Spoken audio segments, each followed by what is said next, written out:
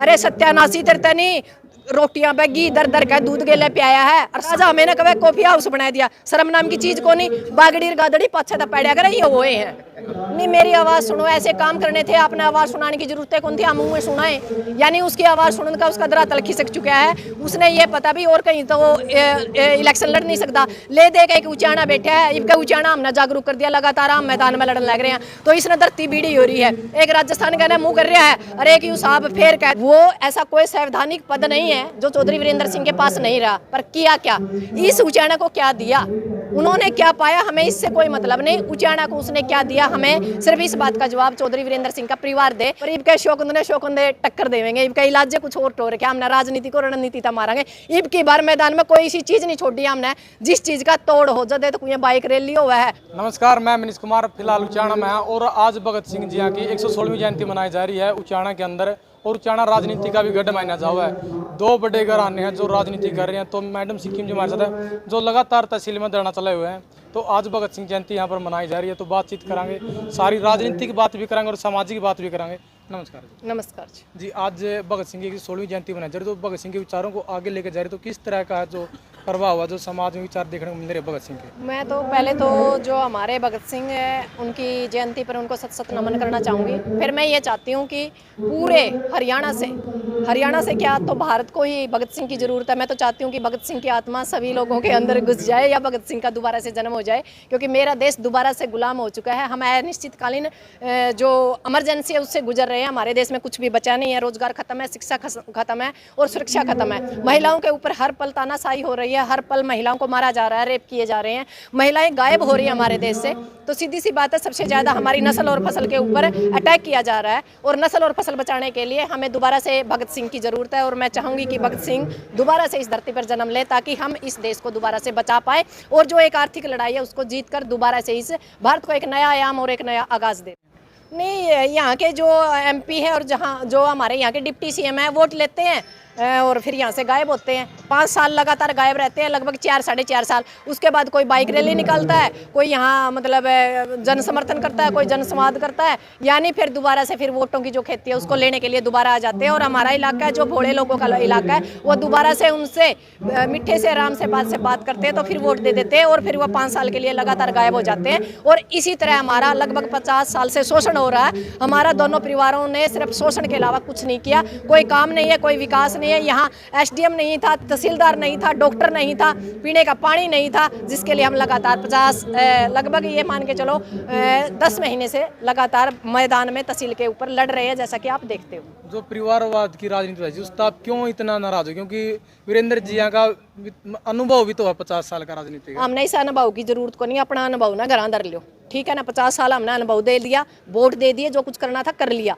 वो ऐसा कोई संवैधानिक पद नहीं है जो चौधरी वीरेंद्र सिंह के पास नहीं रहा, पर किया क्या, इस उचाना को क्या दिया, उन्होंने क्या पाया, हमें इससे कोई मतलब नहीं। उचाना को उसने क्या दिया, हमें सिर्फ इस बात का जवाब चौधरी वीरेंद्र सिंह का परिवार दे। और बार बार वो कहता है कि ये हमारा जन्म स्थान है, हमारा भी कर्म स्थान भी है और जन्म स्थान भी है। इसका मतलब ये नहीं कि हम बार बार उसका शोषण हमारा होता रहे और हम उसको वोट देते रहे। राजनीति गढ़ माना जाए उचाना। वीरेंद्र जी एक यात्रा निकाल रहे हैं, मेरी आवाज सुनो, जो 2 अक्टूबर का कार्यक्रम है, क्या कहना चाहोगे? नहीं मेरी आवाज सुनो, ऐसे काम करने थे, आपने आवाज सुनाने की जरूरत है कौन थी, हम मुंह में सुनाए। यानी उसकी आवाज सुनने का उसका धरातल खिसक चुका है, उसने ये पता भी और कहीं तो वो इलेक्शन लड़ नहीं सकता। ले दे के उचाना बैठा है, इनका उचाना हमने जागरूक कर दिया, लगातार हम मैदान में लड़ने लग रहे हैं तो इसने धरती बीड़ी हो रही है। एक राजस्थान का मुंह कर रहा है और एक यू साहब फेर कह दे मेरी कर्म भूमि है, मेरी कर्म। अरे कर्म भूमि तो है, पर कर्म भूमि बता कर्या के कर्म भूमि कहता है। हमने सिर्फ इस बात का जवाब चाहिए, यदि आप 50 साल से लगातार राजनीति कर रहे हो तो आपके अंदर इतना दम होना चाहिए, आपके अंदर इतनी ताकत होनी चाहिए कि लोग आपको वोट घर जाके दे। आपने इस उचाना का सिर्फ शोषण के अलावा कुछ नहीं कराया और अब की बार आपकी नहीं सुनी जाएगी, किसी किसान की, किसी कमेरे की, किसी महिला की, किसी शोषित की आवाज सुनेगी और वो विधानसभा के अंदर गुंजेगी जो सड़कों पे लड़ रहे हैं लगातार। अगर सिक्किम जी कुछ नहीं करते तो 50 साल से राज कैसे करते? मारे बोले लोग हैं, तड़के फेरी इसती बड़े हो गए ना, किसी का गल में हाथ गैल लेगा, किसी के फोटो खिंचवाओगा, किसी के हेलो करेगा, किसी ने का नाम ले लेगा और किसी ने कहेगा भाई मैं शोकंद सूँ, मन्ने वोट दे दियो, मेरी राजनीति खराब हो है, तारी बाबी खड़ी है, बेइज्जती हो जाएगी। पर इब के शोकंदे टक्कर देंगे, इब का इलाज कुछ और टोर क्या, हमने राजनीति को रणनीति था मारेंगे। इब की बार मैदान में कोई ऐसी चीज नहीं छोड़ी हमने जिस चीज का तोड़ हो जाए तो कोई बाइक रैली हुआ है, हुए कुछ हुआ बेचारे ने रात ने नू ला लो जे एक माल्टा पिया करता 4 पै लिया इलेक्शन तक 10 पै लेगा। देखो जी अनुभव को है आपने, जब वो 50 साल तक राजनीति में रहे वोट ले रहे हैं जी। तो अब की बार क्या मानो, जो उनका अनुभव है तो अब की बार फिर उसका भी कुछ बड़ा प्लान कर रहे हो? वो बड़ा प्लान कर रहे हैं, हम छोटा कर रहे हैं क्या? हम भी बड़ा ही कर रहे हैं। क्या छोटी सोच हमारी भी कौन, छोटी सोच और पैर की मौज।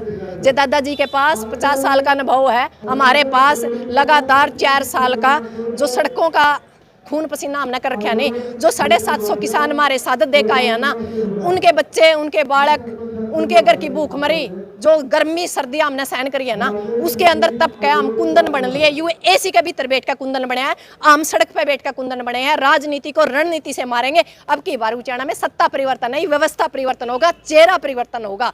ये चेहरे नहीं आएंगे जो परमानेंट सत्ता के ऊपर अपना कब्जा जमाए बैठे हैं, क्योंकि ये किसी के बाप की पनौती नहीं है। उचाना भी हमारा भी है, हमारी भी कर्म भूमि है। ये चीज आदरणीय दादाजी भूले नहीं, क्योंकि अब की बार हर बात का जवाब का उत्तर का जवाब हमारे पास है। और अब की बार इनको यहाँ से हार का मुंह देखना पड़ेगा। यदि अपनी जमानत बचानी है तो कोई और हल्का ढूंढ सकते हैं। हमारी हिदायत है और समझदारी है। और सबसे बड़ी बात यह है कि इनकी उम्र होगी, मुख्यमंत्री बने जी, कुछ करा दें काम नहीं। हमने मुख्यमंत्री जरूरत को नहीं, हम 50 साल तक लगातार मुख्यमंत्री बनावा उचाना था, और हमारा एक सरपंच जितना काम को नहीं बनता। हमने मुख्यमंत्री वाले माफ करो, हम तो सिंपल एमएलए और मंत्री रखेंगे। अड़ा छिक लिए नहीं मुख्यमंत्री आता है। जिसने मुख्यमंत्री बनाना भाई कोई हल्का और टोलो उचाना ना, खाली सिंपल एमएलए और एमपी छोड़ दो।